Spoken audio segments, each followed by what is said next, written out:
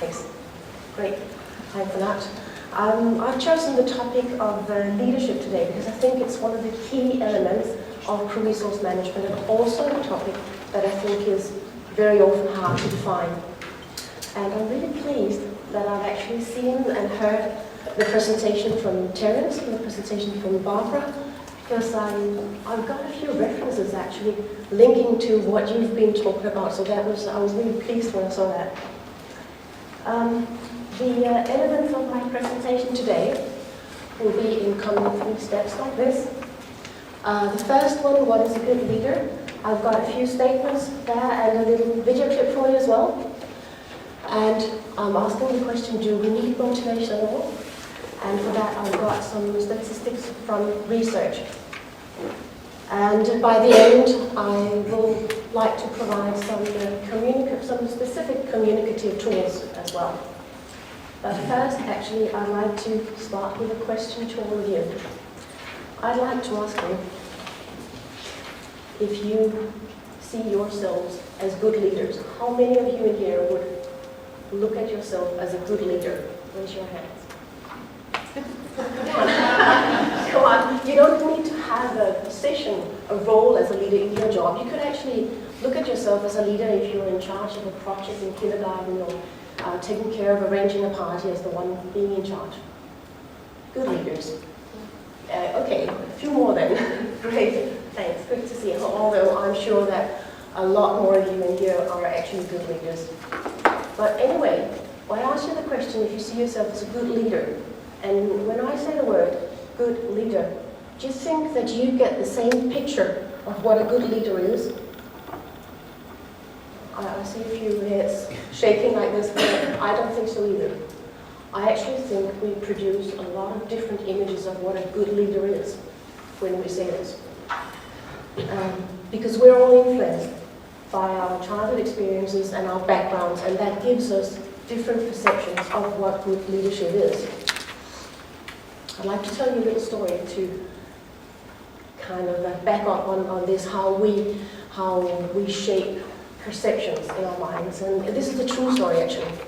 This was in a larger airline. They had quite a lot of female pilots employed in this company. And these female pilots, they met every 2 or 3 months to have lunch together and talk. And they took turns in arranging lunch for each other. So one day it's the turn of one of the female pilots is preparing lunch for the others. And she's involving her 5-year-old son in the project. He's helping her.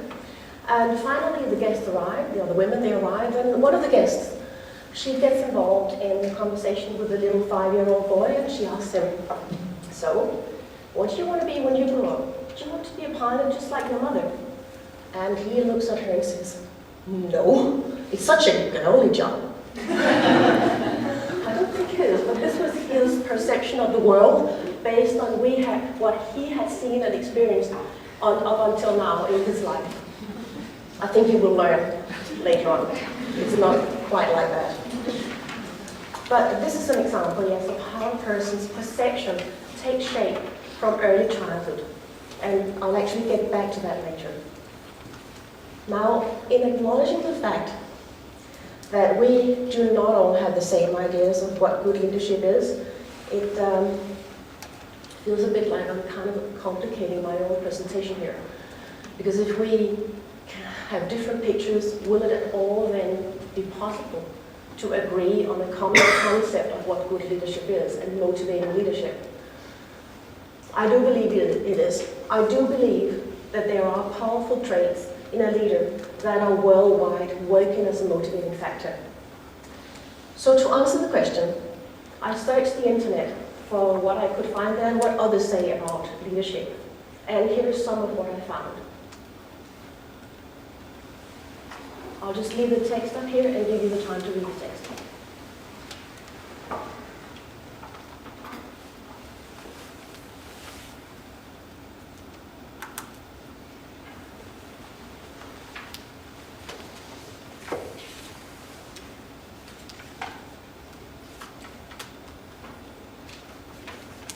Last one, being a bit poetic.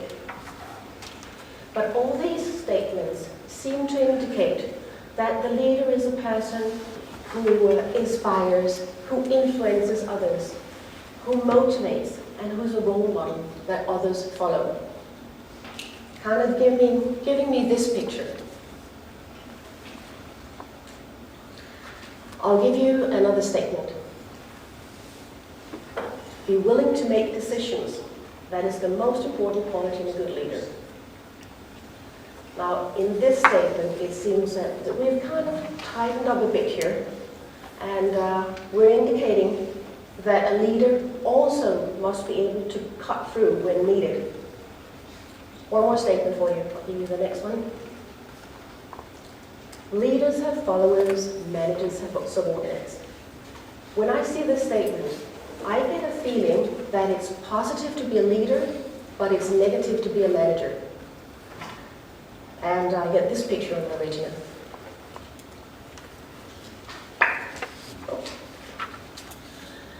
But is it really that bad being a manager? Isn't it good to be a good time manager, a good workload manager, or a good manager of information flow? I believe a good leader must master both concepts, the leader part and the manager part. And I've combined this in the next slide here. Management is the process of organizing people to accomplish goals using available resources effectively. Leadership is the practice of influencing people to want to support others accomplishing a common task. Now remember the 5-year-old boy who thought that a pilot job was such a girly job? Just like how he was influenced by what he saw and experienced in childhood, a leader can likewise influence the people around him or her via his or her management and leadership. Although I argue that management and leadership are both important qualities, I would, on the other hand, also argue that one quality comes before the other. Before managing and organizing people to accomplish goals via various effective resources, you must gain people's trust. Once you've gained their trust, people will be more likely to follow you and perceive you as their leader, and they will then follow you in your attempt to manage the resources. So leadership comes before management. I've chosen a well-known video clip in order to define at least one style of being a leader. And I'm fully aware that this video is widely known, so I'm not showing you the video for the novelty of the video, rather to use this video to dig into the idea of the leadership.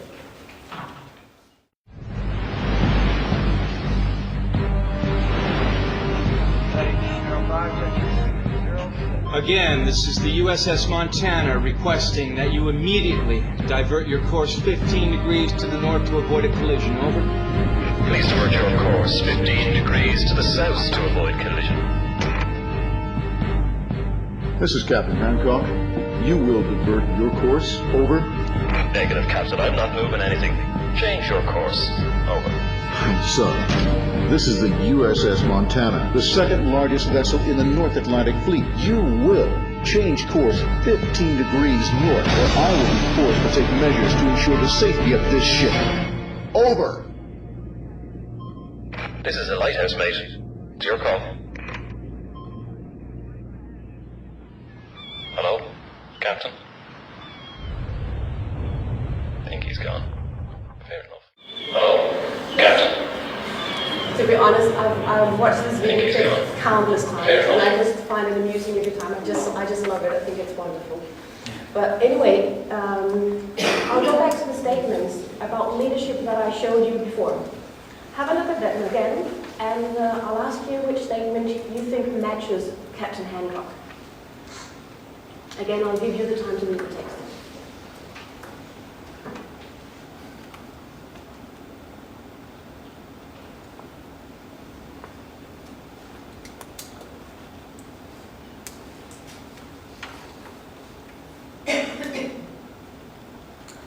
So I'm going to ask you, and to your answers by raising your hands, please. So how many of you think that the first statement, the poetic one, matches Captain Hancock's behavior? Yeah. Oops. No one. Okay. The second one. The third one. The fourth. Tiny little one. The fifth. Yeah, there we go. This is what I usually get, the answer I usually get.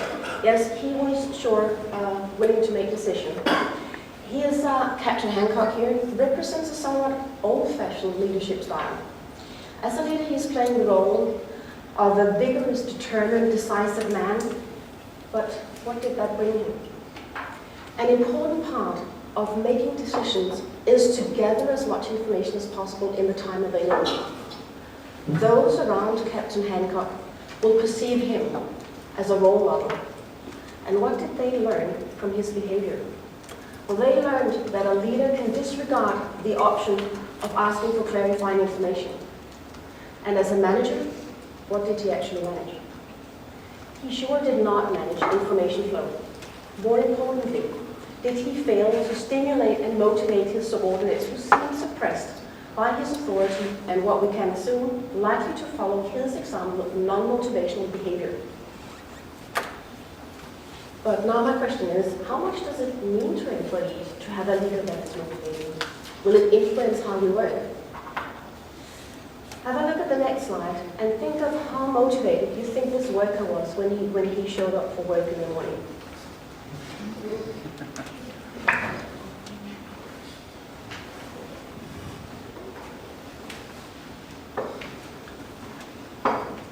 Yeah. I think this is amazing. I mean, it would probably take him less than a minute to move the log. But I guess that when he showed up for work in the morning, we took his work order and looked at it, and it said, paint a stripe, nothing about there moving obstacles to get the job done, so that's it. We can make our own conclusion from this picture. But what do statistics and survey tell us? Here's the first one from 2003. Performance is approximately 20% higher and satisfaction 50% higher for subordinates who enjoy better quality relationship with their supervisors. Now, it doesn't directly say anything about motivated subordinates. Oh, my computer is actually sliding down all the time. I don't know if someone here. Yeah, could you do that, please? Suddenly it's going to fall to the floor. Would that be it? Okay, let's see if it works. But there might actually be, it would be fair to make an assumption that if you're motivated, you would also have a quality relationship or the other way around, actually. There's another research from 2005. Research suggests that the self-sacrifice of the CEO and other leaders are incrementally related to the effectiveness of an organization or group. Now, this survey was carried out with a number of focus groups consisting of academic students from various industries, and with regards to being a motivating factor, the leader won that race at lengths ahead of the manager. When motivation goes up, it's fair to expect that efficiency will too. One might actually also make a connection between earlier times and strict upbringing of children, where children were not to be seen or heard, nor heard. We know now how it positively influences children's development, independence, and learning to be viewed upon as equals, listened to, and heard in decision-making. Now back to where I started when we concluded that we do not all have the exact same picture of what a motivating leader is. I still claim that there are traits that would work as motivating factors worldwide. Regardless of different cultures and different backgrounds, there are tools to be a motivating leader that would work everywhere. There is of course, the good old modeling, which actually just means copying, but modeling sounds better, but why not? If you know a person that inspires you and motivates you, then why not just copy his or her behaviors? It might work actually. To do this, to copycat maneuver. It requires that you make an active effort to determine what exactly it is that your role model is doing and saying. It requires emotion and reflection to change. To be a role model is of essential importance. You cannot expect your subordinates to wear their uniform correctly if you don't do it yourself. You cannot expect your subordinates to speak positively about the company if you don't do it yourself. For employees to perceive their leader as a leader, they must feel trust. But how can leaders communicate in ways that generate trust? For your subordinates to feel trust in you, they must feel that your public conversation matches your private conversation. This is one of the big keys for authenticity. Authenticity, in other words, is that your public conversation has to include or to be in alignment with what you're actually feeling and thinking. If you as a leader are able to address that, that will be a huge trust-building factor. I will stick with the part about feelings for a little while and leave you this slide.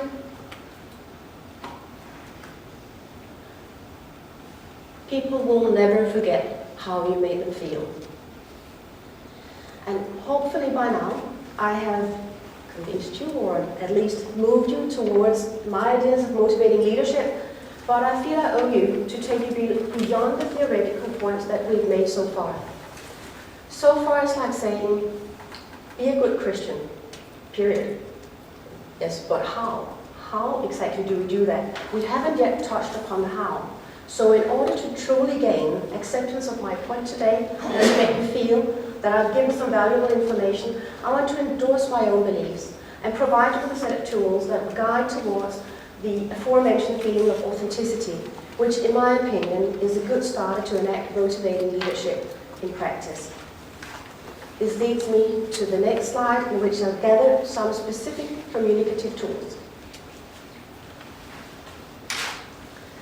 To be a good role model, which is what we've touched upon earlier on, but it's essential to good leadership to be a good role model, and it's closely connected to the next item, which is generate trust via authenticity.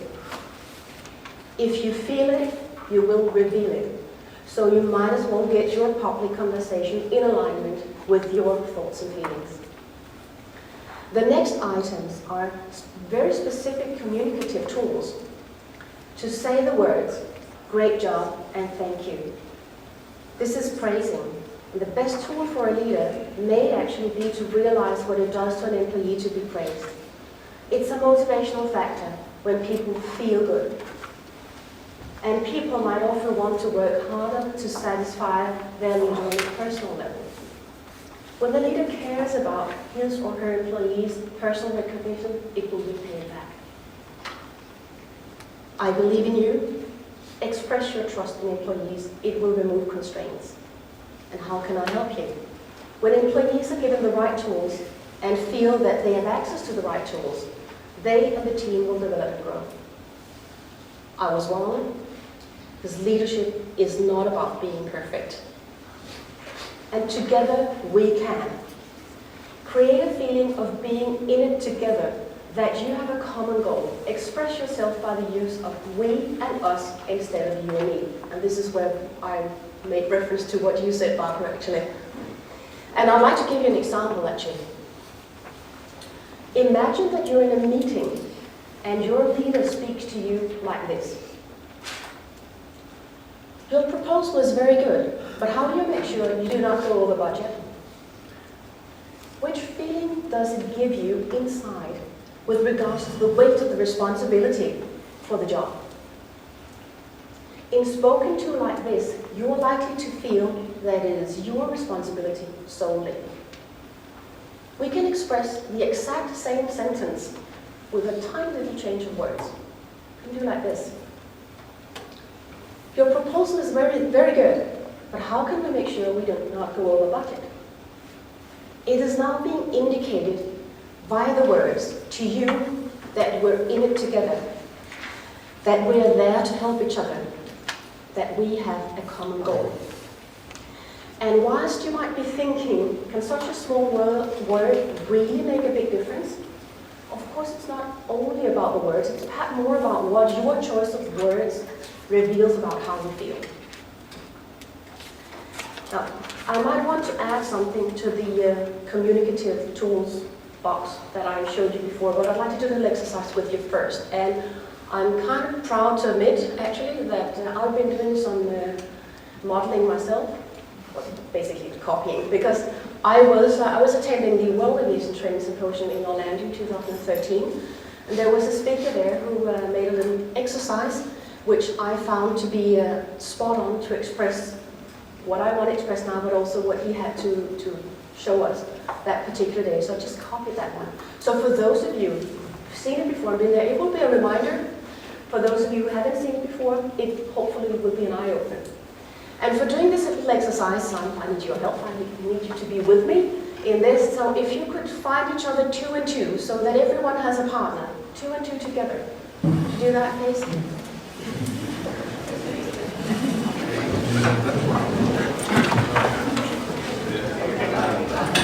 Hi. Great.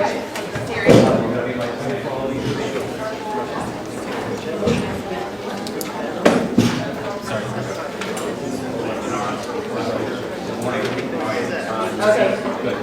It seems to, with a little bit of rearrangement in the room here, I think it's working now. So everybody has a partner 2 and 2. So now, one of you, in your little 2-man team, one of you will close your fist like this. And now the task is for the other person to get the fist opened. And I'll give you 5 seconds to do it, starting from now.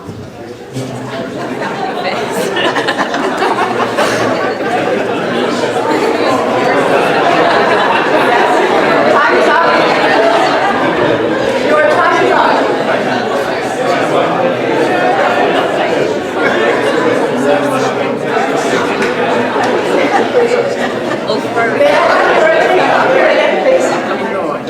Now, did anyone succeed?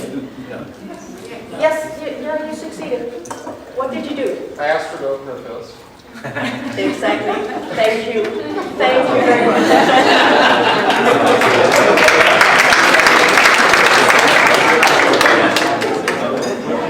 Not a lot thought of this, but why not just ask?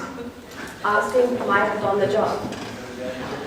Therefore, I would actually like to add one little more thing to the toolbox that I gave you before, and that is ask and listen. And actually, before I put up the toolbox up here on the slide, I'll just tell you that in the back on one of the tables down there, we've put a list or a set of the copy of the toolbox that I'm going to show you up here. So if anyone would like to take one copy, you can just take one when you want to. But the final toolbox with the added ask and listen will be looking like this. To be a good role model, generate trust via authenticity, say the words, great job, thank you, I believe in you, how can I help you, I was wrong, together we can, ask and listen. And now I would like to thank you for listening to me.